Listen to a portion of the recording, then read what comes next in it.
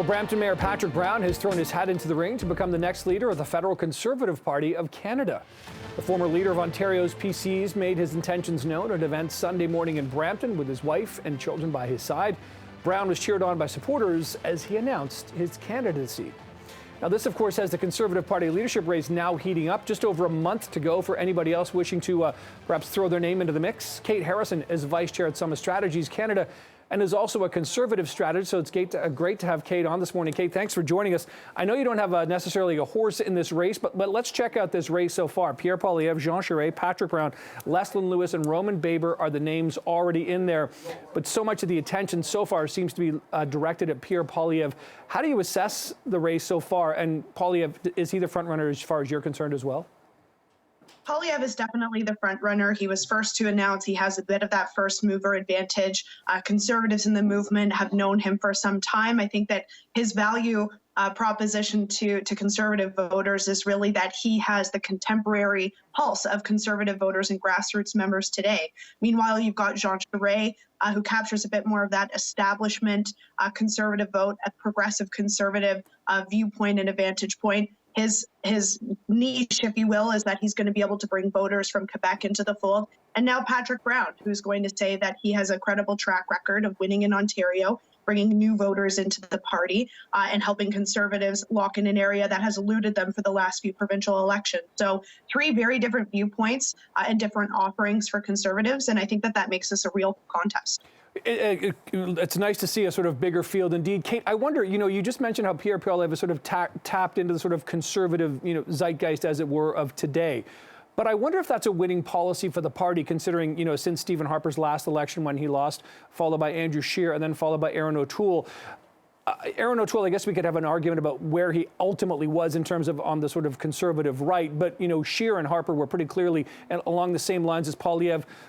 They may have won the, overall votes, but they didn't win the ultimate race here. So is that enough right now to be sort of right enough with the right, but maybe not right enough for the rest of Canada? Yeah, there's a huge difference, you're right, Nick, between winning the party election process and then translating that into a general election win. And that's been eluding for Conservatives for some time. So I think what Poilievre's challenge is going to be in this race, he's got the sentiment locked down. He's really done a good job of, I think, capturing the frustrations a lot of rabid Conservative supporters are feeling right now. Can he turn that into a vision for a post-COVID Canada? A lot of his candidacy is really wrapped up in doing away with COVID restrictions and, trying to move beyond the pandemic, which I think a lot of people want to see. But how are you going to turn that into a winning vision 18, 24 months from now when COVID's in the rearview mirror and we may not even be fighting Justin Trudeau? We might have a completely different Liberal candidate that we're facing off of in a general election. I think that that's going to be his challenge. Can he prove winnability in a general by being so focused on this Conservative message right now? Okay, speaking of Liberal candidates, as it were, Pierre Poilievre is very clearly trying to paint both Jean Charest and Patrick Brown as sort of more liberal, if not outright liberal, sort of questioning their Conservative credentials. The campaign from Poilievre against Charest and Brown really reminds me of what the Conservatives did to Michael Ignatieff years ago, really trying to define the candidate before they can define themselves. What do you make of how the attacks are going against Charest and Brown in particular?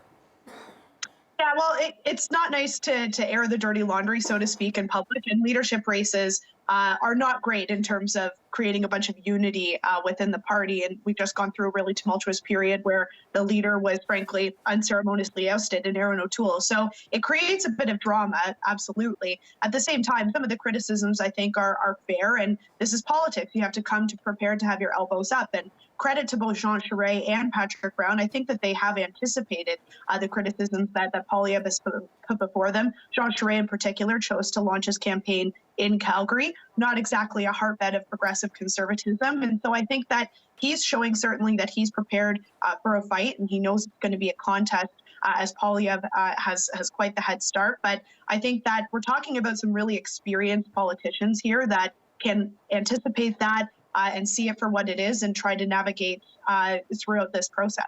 Yeah, it's pretty clear Poilievre has been keeping receipts, at least his team has indeed, and we'll see where it goes from here. Kate Harrison, perhaps we can check back in with you as we learn more. We know a couple more candidates are likely going to put their names in the ring. Thanks for your time this morning and your analysis here on the Conservative Party race so far.